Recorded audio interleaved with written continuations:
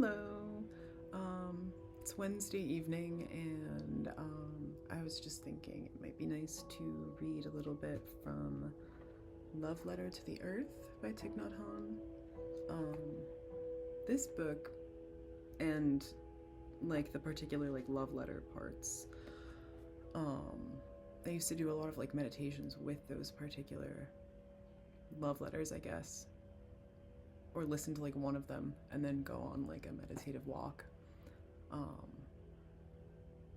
And that was a very important part of like my journey in connecting to the true essence of like earth and oneness, I guess, in a lot of ways.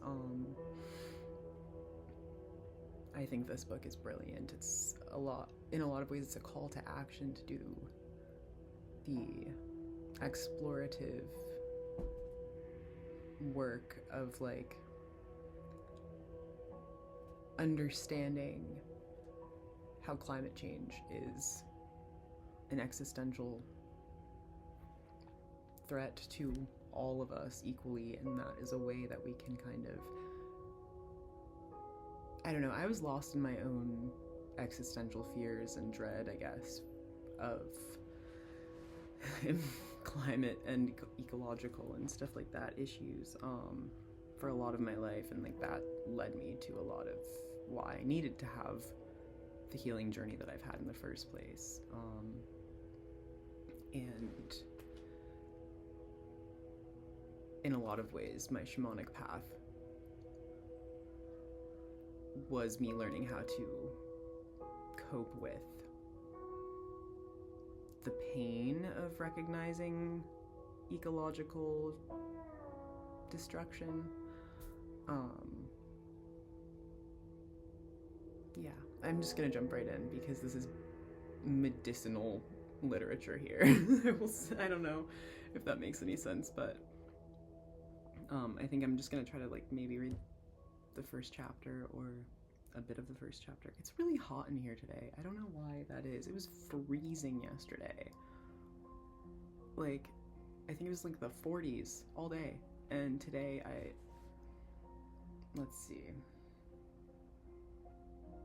73 degrees right now. That's insane. This is what I'm talking about. All right, without further ado, Love Letter to the Earth by Thich Nhat Hanh. And chapter 1 is called We Are the Earth. At this very moment, the earth is above you, below you, all around you, and even inside you. The earth is everywhere. You may be used to thinking of the earth as only the ground beneath your feet, but the water, the sea, the sky, and everything around us comes from the earth. Everything outside us and everything inside us comes from the earth. We often forget that the planet we are living on has given us all the elements that make up our bodies. The water in our flesh, our bones, and all the microscopic cells inside our bodies all come from the earth and are a part of the earth. The earth is not just the environment we live in. We are the earth, and we are always carrying her within us. Realizing this, we can see that the earth is truly alive. We are a living, breathing manifestation of this beautiful and generous planet. Knowing this, we can begin to transform our relationship to the earth. We can begin to walk differently and to care for her differently. We will fall completely in love with the earth. When we are in love with someone or something, there is no separation between ourselves and the person or thing we love. We do whatever we can for them, and this brings us great joy and nourishment. That is the relationship each of us can have with the earth. That is the relationship each of us must have with the earth, if the earth is to survive, and if we are to survive as well. I'm getting emotional already. So I remember like the first time I read those words, I was like, that's what I want. That's all I want. Okay. The earth contains the whole cosmos. If we think about the earth as just the environment around us, we experience ourselves and the earth as separate entities. We may see the planet only in terms of what it can do for us. We need to recognize that the planet and the people on it are ultimately one and the same. When we look deeply at the Earth, we see that she is a formation made up of non-Earth elements, the sun, the stars, and the whole universe. Certain elements, such as carbon, silicon, my eyes are so dry. I'm gonna start that little sentence over. Certain elements, such as carbon, silicon, and iron, formed long ago in the heart of far-off supernovas. Distant stars contributed their light. When we look into a flower, we can see that it's made of many different elements, so we call it a formation. A flower is made of many non-flower elements. The entire universe can be seen in a flower. If we look deeply into the flower, we can see the sun, the soil, the rain, and the gardener. Similar, when we look deeply into the earth, we can see the presence of the whole cosmos. A lot of our fear, hatred, anger, and feelings of separation and alienation come from the idea that we are separate from the planet. We see ourselves as the center of the universe and are concerned primarily with our own personal survival. If we care about the health and well-being of the planet, we do so for our own sake. We want the air to be clean enough for us to breathe. We want the water to be clear enough so that we have something to drink. But we need to do more than use the recycled products or donate money to environmental groups. We have to change our whole relationship with the earth. This one's a little bit more intense than the last Thich Nhat Hanh book I was reading. In terms of like current events and current issues, but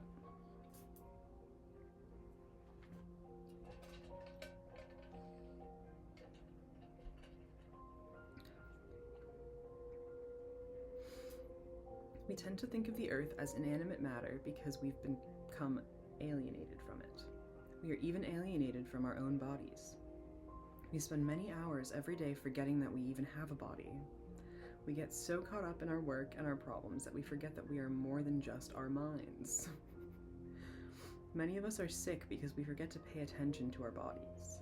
We've also forgotten the earth, that she is part of us and that we are part of her. Because we're not taking care of the earth, we have both become sick. When we look deeply at a blade of grass or at a tree, we can see that it's not mere matter. It has its own kind of intelligence. For example, a seed knows how to grow into a plant with roots, leaves, flowers, and fruit. A pine tree is not just matter, it possesses a sense of knowing. A dust particle is not just matter. Each of its atoms has intelligence and is a living reality. This understanding of the deeper, non-dualistic nature of things is called Advaya. I can't.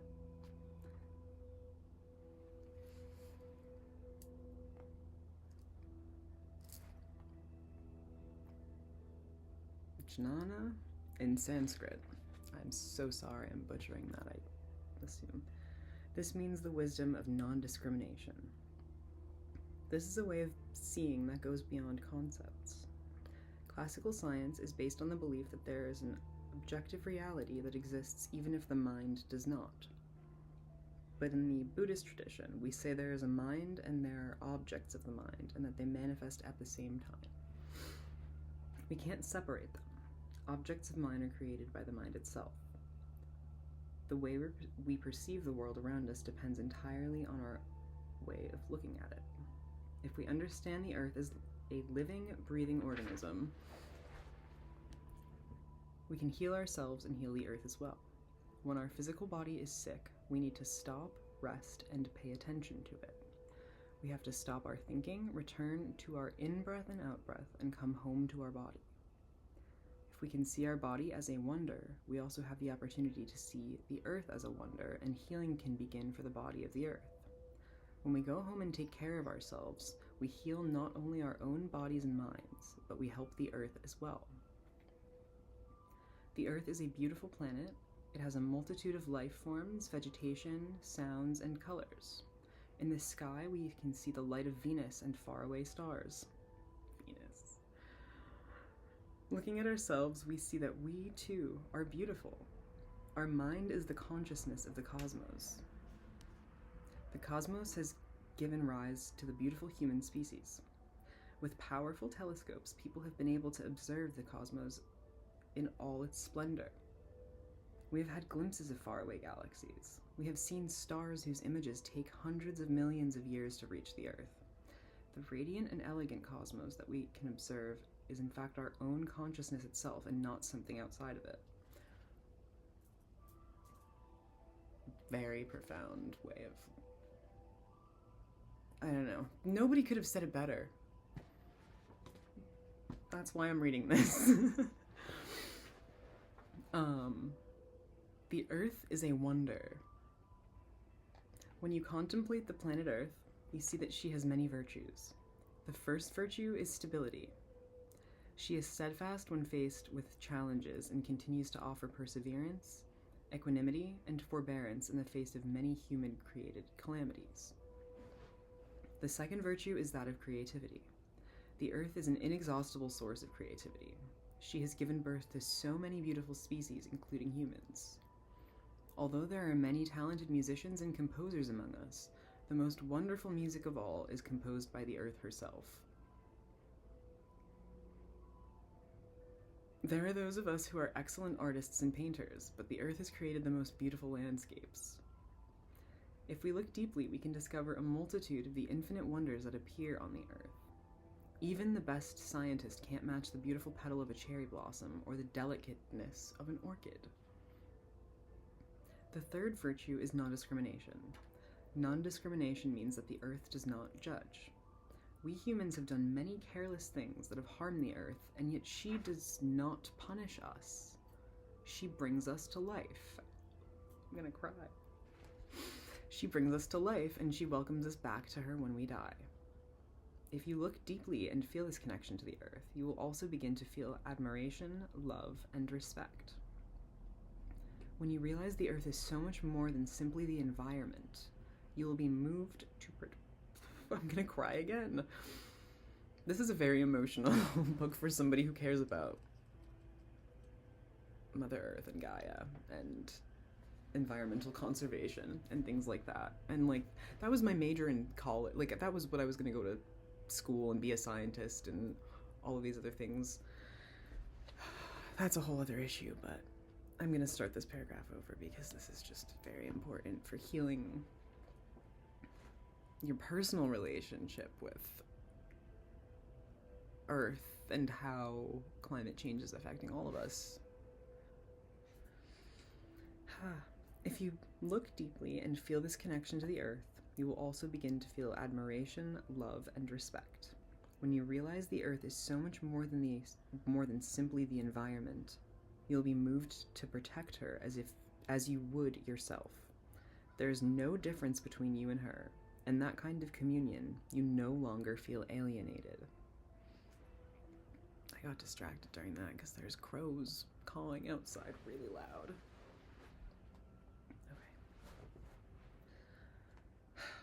Our living, breathing mother. In his book, The Lives of a Cell, biologist Thomas Lewis describes our planet as a living organism. After some reflection, he arrives at the insight that the whole planet is like a giant living cell whose parts are all linked in symbiosis. He describes the miraculous achievement of the atmosphere as the world's biggest membrane. Lewis finds it so astonishing that the Earth is alive. He is struck by the amazing beauty and exuberance of the Earth in contrast to the barren, cratered moon and other planets. He likens the Earth to an organized, self-contained being, a live creature full of information and marvelously skilled in handling the sun. We too can see that the Earth is a living being and not an inanimate object. She is not inert matter. We often call our planet Mother Earth. Seeing the Earth as our mother helps us to realize her true nature. The Earth is not a person, yet she is indeed a mother who has given birth to millions of different species, including the human species. Our Mother Earth has brought us to life and provided all the conditions for our survival. Over the eons, she has developed an environment from which humans can manifest and thrive. She created a protective atmosphere with air we can breathe, abundant food for us to eat, and clear water for us to drink. She is constantly nourishing and protecting us. We can see that she is our mother and the mother of all beings. We are a child of the earth, and our planet is a very generous mother who embraces us and provides us with everything we need. And when one day we cease to exist in this form, we will go back to the earth, our mother, only to be transformed so that we may manifest again in a different form in the future. But don't think that Mother Earth is outside of you. Looking deeply, you can find Mother Earth within you, just as your biological mother who gave birth to you is also within you. She is in each of your cells. The sun. If the earth is our true mother, then the sun is also our true parent. Together they make life on Earth possible. The sun's energy enables life forms to exist on our planet. The sun offers light and warmth for plants to grow. Without the sun, there would be no life at all. Countless civilizations have paid homage to the sun. In the Buddhist tradition, there are many who praise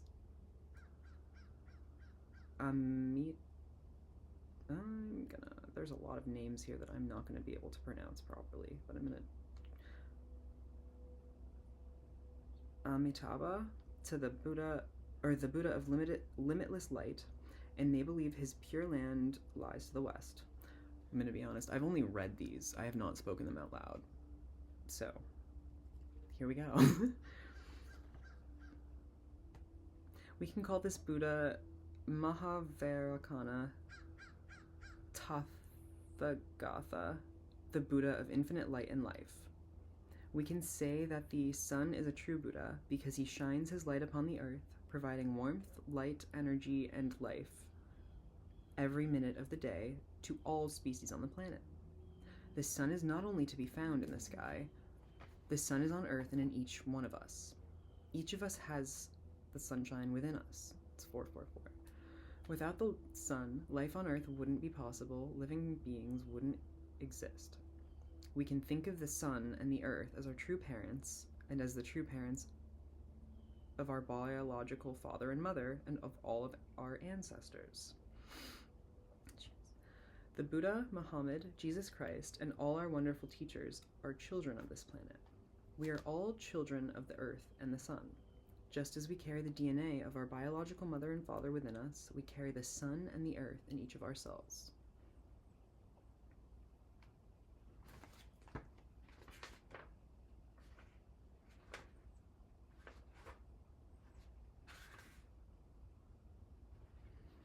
I'm going to save the next section for a separate video because I'm feeling a very strong urge to go outside right now. And I know that from my own personal practice, I can't ignore that, so I'm gonna go do that. But thank you so much for being here, and I will talk with you soon. I'm sending so much love. Thank you so much for being here, and take care.